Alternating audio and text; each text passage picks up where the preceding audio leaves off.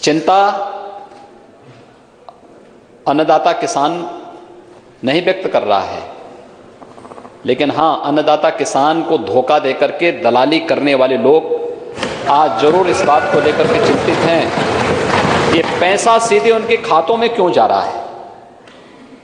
आज तो पर्ची भी उनके स्मार्टफोन पर प्राप्त हो जा रही है, तो ये जो दोषी दलाली का जरिया था वो भी समाप्त हुआ। इसलिए उनकी चिंता ज्यादा उसमें दिखती है, इसके पीछे सद्भावना नहीं दुर्भावना ज्यादा है। और इसलिए महोदय, दुर्भावना वाली बात को, क्योंकि सच स्वीकार करने की हिम्मत नहीं, इसलिए भाग खड़े हुए, ये भाग खड़े हुए। और समाजवादी पार्टी, आश्चर्य होता है मुझे, समाजवादी पार्टी जब किसान के बारे में बोले, युवा के बारे में बोले, महिलाओं के बारे में बोले, तो मुझे आश्चर्य होता है। प्रदेश के अंदर हम लोगों ने एंटी भू माफिया टास्क फोर्स बनाया हुआ है। 67,000 हेक्टेयर से अधिक लैंड हम लोगों ने इन भू माफियाओं के कब्जों से मुक्त कराई है। ये ज्यादातर जमीनें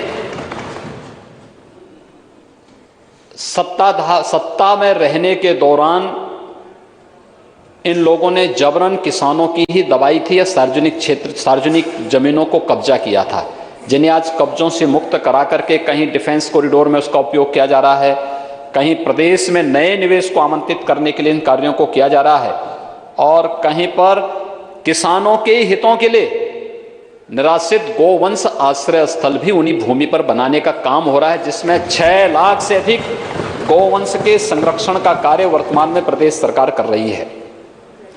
अन्नदाता किसान के लिए एमएसपी की जो बात की जा रही है, एमएसपी वास्तव में प्रधानमंत्री मोदी जी ने दिया है देश के किसानों को, और प्रदेश के अंदर प्रोक्योरमेंट की पॉलिसी हमारी सरकार 2017 में लेकर के आई है। नहीं तो 2003 से लेकर के 2017 के बीच में आप देखेंगे 3 लाख, 5 लाख, 6 लाख क्विंटल तक ही प्रोक्योरमेंट होता था। इस वर्ष धान के क्रय की आप बात कर रहे हैं, कोरोना के बावजूद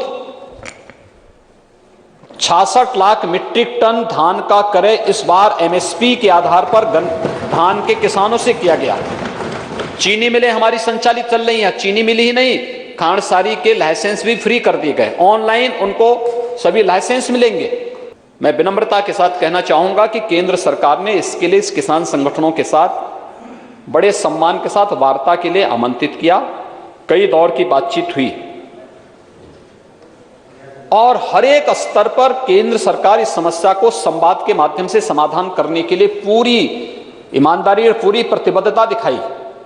हर स्तर पर संवाद बनाए रखा गया। लेकिन महोदय, जब देश अपना राष्ट्रीय पर्व मना रहा था, गणतंत्र दिवस के दिन जो कुछ हुआ है लाल किले पे, तिरंगे का अपमान हुआ, भारत के आन बान सम्मान का अपमान हुआ, और यही नहीं, जब हम संवैधानिक प्रतीकों का अपमान करते हैं तो भारत के संविधान का भी अपमान करते हैं, और भारत के संविधान का अपमान का मतलब बाबा साहब भीमराव अंबेडकर का भी अपमान करते हैं। कौन वे लोग हैं जो इस आंदोलन की आड़ में आकर के भारत की छवि को देश के अंदर भी और दुनिया के अंदर भी खराब करने का प्रयास कर रहे हैं? क्या ये साजिश नहीं?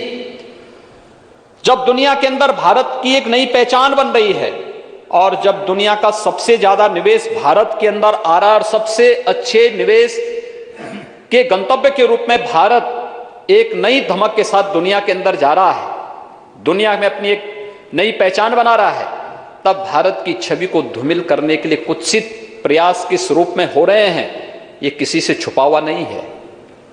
ये घड़ियाली आंसू बहा देने से किसानों की समस्या का समाधान नहीं होने वाला है। यानी जो लोग अराजकता फैलाने पे उतारू हैं, वो पक्ष अलग है, वो तो हर परिस्थिति में करेगा, वो तब भी करते थे। तब अयोध्या के लिए भी कहते थे परिंदा पर नहीं मार सकता, तो अयोध्या में भव्य राम का मंदिर बन ही रहा है, अब इनके परिंदा पर नहीं मारने से तो उसमें कौन कर सकता है? ये काम तो हो ही रहा है। हमें कौन सच था, ये सबके सामने है। हम लोग जो बात उस समय कहते थे, 1990 में कहते थे, 1992 में कहते थे, आज भी हम अपनी बात पर अड़िग हैं। हम उससे तनिक भी दरदर नहीं हुए हैं, कभी तनिक भी दरदर नहीं हुए हैं। और मैं फिर इस बात को कहूंगा कि किसानों के हित के लिए हमारी पूरी प्रतिबद्धता है। अगर ये लोग प्रतिबद्ध होते तो बाणसागर परियोजना को समयबद्ध ढंग से काम पूरा क्यों नहीं कर पाए थे। किसानों के लिए, नौजवानों के लिए, महिलाओं के लिए, मजदूरों के लिए, व्यापारियों के लिए, समाज के प्रत्येक तबके के लिए पूरी प्रतिबद्धता के साथ कार्य करने के लिए हम लोग पूरी तरह ईमानदारी पूर्वक लगे हुए हैं। और मुझे लगता है, और आपसे भी मैं विनम्र अपील करूंगा अध्यक्ष जी, कि माननीय सदस्यों को बताएं कि अगर कोई मुद्दा उठाते हैं तो सुनने की आदत भी उसमें डालें। देखिए, उस बिगड़ेल खिलाड़ी की तरह हम लोगों को आदत बंद करनी चाहिए कि जो खेल की शुरुआत करके अधूरे में छोड़ करके भाग खड़े होते हैं। और ये समाजवादी पार्टी की आदत है कि हमेशा जब उनको लगता है कि अब उनके पास कोई मुद्दा नहीं बचा हुआ है, ये लोग तो वैसे भी इस फील्ड के बहुत वैसे खिलाड़ी हैं जिन लोगों ने प्रदेश के किसानों का कितनी क्षति की है, कितनी पुण्य क्षति की। किसी ने चीनी मिलें बेच दी, किसी ने जो है किसानों को, यानी प्रोक्योरमेंट तो सेंटर कभी चलाया ही नहीं। बाढ़ की समस्या के समाधान के लिए इनके पास कोई योजना नहीं थी। जन की भी हानि होती थी, धन की भी हानि होती थी। हम लोगों ने तो दलहन के लिए, तिलहन के लिए, मकई के लिए, आलू के लिए समर्थन मूल्य हमारी सरकार ने घोषित किया। आज हर किसान खुशहाल है, अच्छी दिशा में आगे बढ़ रहा है। परेशानी किसानों को नहीं, विपक्ष के उन मित्रों को है जिनकी दलाली का पैसा अब किसान के खाते में सीधे जा रहा है, उनको जरूर परेशानी है। सामान्य किसान को कोई परेशानी नहीं, और किसान संगठनों ने इसकी घोषणा बहुत पहले भी की है और आगे भी करेंगे। और मैं फिर इस बात के लिए आश्वस्त करता हूं, सरकार किसानों के हितों को पूरी तरह प्रतिबद्ध होकर के समर्पित भाव के साथ कार्य करेगी। और संवाद से अगर कहीं कोई कंफ्यूजन होगा तो समस्या का समाधान करने के लिए भी हम लोग पूरी तत्परता के साथ कार्य करने को तैयार हैं। और मुझे लगता है कि कहीं भी किसी पे कोई प्रतिबंध नहीं लगाया गया है, किसी भी प्रकार का कोई भी रोक टोक किसी कार्यक्रम में नहीं है। लेकिन हाँ, कानून को हाथ में लेकर के आगजनी, तोड़फोड़ या फिर संवैधानिक प्रतीकों का अपमान करने की छूट भी हम किसी को नहीं दे सकते हैं। प्रदेश की 24 करोड़ जनता की सुरक्षा हमारी जिम्मेदारी है, और उस 24 करोड़ जनता की सुरक्षा के साथ किसी को भी खिलवाड़ करने की छूट सरकार नहीं देगी। मुझे यही आपसे कहना, यही आपसे विनम्र प्रार्थना करनी थी।